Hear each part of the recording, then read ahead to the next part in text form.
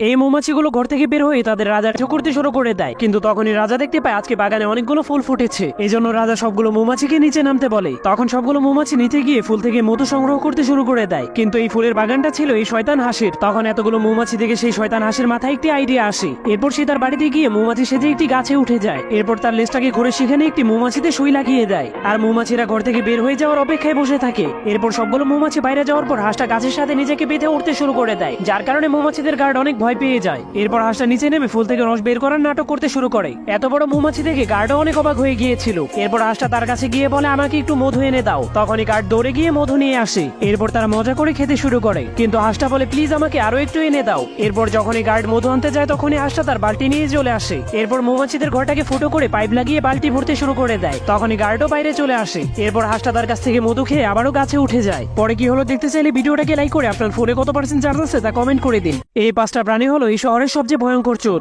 একদিন তারা একটি সোনার মূর্তি চুরি করার জন্য একটি মিউজিয়ামে চলে যায়। সিকিউরিটি গার্ডের কারণে সেখানে কোনো মাছিও ঢুকতে পারতো না, কিন্তু নিকড়েটা পিরানহাকে নিয়ে চুরি করার জন্য মিউজিয়ামের মধ্যে ঢুকে যায়। এরপর তারা সাপের মাধ্যমে ঝুলে ঝুলে সোনার মূর্তিটাকে চুরি করার চেষ্টা করে, কিন্তু তখনই নিকড়েটার হাত থেকে রিং খুলে নিচে পড়ে যায়, যার কারণে মিউজিয়ামের সিকিউরিটি সিস্টেম চালু হয়ে তাদেরকে লেজার দিয়ে আক্রমণ করে দেয়। তখন নিকড়েটা স্পাইডারকে বলে, তুই জলদি করে সিকিউরিটি সিস্টেম বন্ধ করে দে, কিন্তু সে সিকিউরিটি সিস্টেম হ্যাক করতে পারছিল না। তখন স্পাইডারের ঘরের বাইরে একটা পুলিশ অফিসার চলে আসে। এজন্য সে দ্রুত তার সবগুলো কিবোর্ড বের করে তার সবগুলো পায়ের মাধ্যমে সিকিউরিটি সিস্টেম বন্ধ করতে শুরু করে দেয়।